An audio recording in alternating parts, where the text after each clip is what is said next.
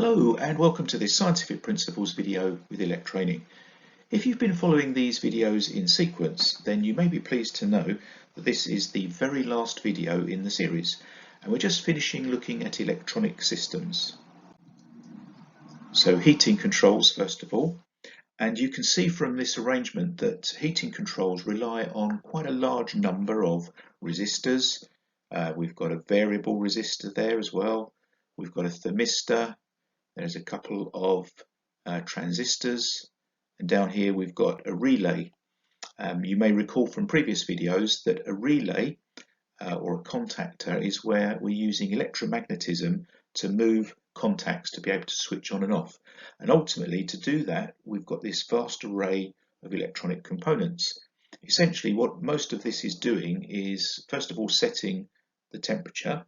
And then secondly, it's monitoring that temperature so that when the temperature falls below the set value, the transistors will activate through the use of the thermistor as well. And then this transistor here, transistor 2, will energize the relay, and the relay will then switch the contacts on to switch the heating on. And now we'll look at motor control.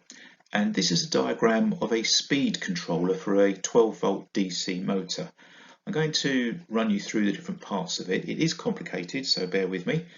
So we have an input here of 230 volts alternating current, AC, and this is a transformer. And the transformer is going to reduce the voltage down to 12 volts, but it's still at this point an alternating current, but it's now 12 volts. Then we have a bridge rectifier. The bridge rectifier we've covered in a previous video is made up of 4 diodes. These are the diodes, and they're arranged in such a way that what they'll do is they'll convert the AC waveform into DC, direct current. So now we've got our direct current at 12 volts. So for the rest of the system, we're working at 12 volts DC. And let's have a look at these components down in this corner. We've got a variable resistor, a capacitor, and another resistor, and these are all designed to enable what we call a phase shift, which, to put it in more plain English, means a time delay in the waveform, and that means that we can use that to control the speed of the motor either up or down. And we do that by essentially using the variable resistor, which is normally connected to a dial, so we can just turn the dial up and down to change the speed. We've also got an integrated circuit board in the middle there with a number of inputs and outputs. So we have the power supply is what we call smoothed. Now that's done by this diode here, D2, and this capacitor here, C2, and combined together what they're doing is they're smoothing out the actual input, because if we go back to think about the alternating current is transformed into direct current at the bridge rectifier, it's actually creating still something of a pulsating direct current, so that the current is flowing in the same direction, but it's not a smooth regular line, it's sort of pulsating a little bit. And so we've got components that sort of smooth out that pulse, make it a nice smooth current. That's much more useful and important for the running of the motor. We've got other components here, so we've got the output from IC1 to the thyristor gate, so that once that's activated, that means that the thyristor will allow current to flow to the motor. But also we've got another diode there, D3, and that's there to prevent any reverse voltages. It can happen that a motor will feed back a certain small amount, but a certain amount of voltage back into the system, and we don't want that because that will mess up our electronics. So we've got a one-way system there with a diode to prevent that feedback of voltage. We call it back EMF, back voltage. And also finally there's another diode there, D1, and the purpose of D1 is to prevent noise from the motor.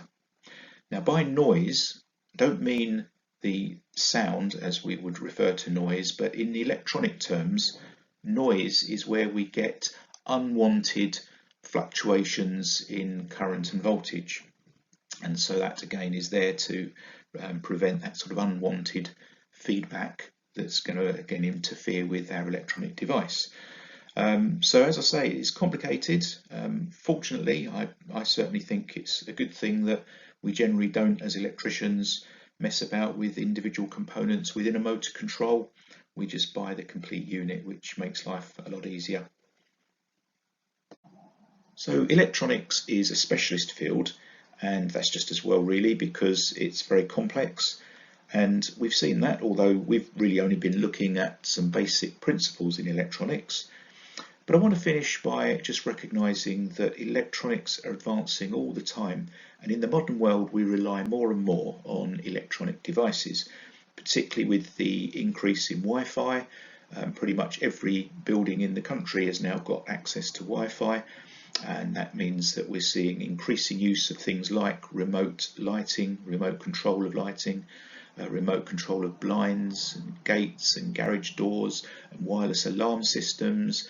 And even the humble doorbell has now become known as the Ring doorbell or some other manufacturer's equivalent, and we can access remote video through it and so on. So the list goes on and on and on. But I want to finish this session and this whole course, in fact, with a look at the exam that will be coming up for you. So having covered all of the topics within the science unit, what can we expect from the exam?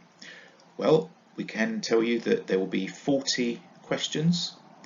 The exam is a multiple choice online exam, so for every question you'll be presented with 4 possible answers and you have to select the correct one. I can also tell you that there will be quite a few questions where you have to do calculations, and so you'll want a calculator and you need to be familiar with the formulae. But there'll be a lot of questions that are knowledge based and testing your understanding, but also simply testing your memory recall.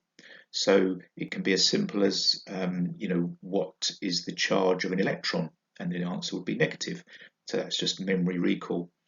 Now, this table gives us quite a bit of information. What it particularly shows us is that there's certain areas within the exam that will get a lot more questions than others. So notice 37% of the questions will relate to this topic or outcome 4, which is understand the relationship between resistance, resistivity, voltage, current and power. So that's an area that's very, very well worth spending extra time on revising. I want to just draw your attention to outcome 2. It says understand standard units of measurement. So that's SI units. That's all it's talking about, is what are the SI units.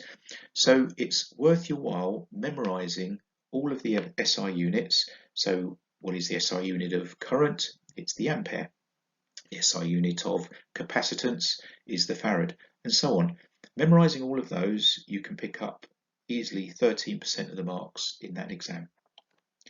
I've already gone through topic or outcome 4, and just to mention though that the particular videos that relate to this are the videos on Ohm's law, resistors in series, resistors in parallel, resistivity and power. So concentrate on those videos in you doing your revision, and that will help you. And also number 5, outcome 5, understand the fundamental principles which underpin the relationship between magnetism and electricity.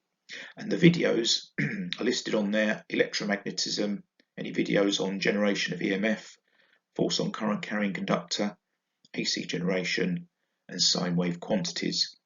So although I'm highlighting these particular areas, just remember that you will get questions on all of the areas that we've covered throughout the whole unit of science.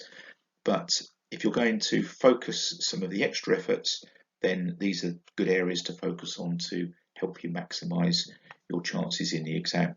So all that remains for me really is to say thank you very much for watching not just this video but all of the series of videos. I'm Ian Reeves and I've enjoyed teaching them. I hope it's been a help to you, and I wish you the very best in your exam. So thank you and goodbye.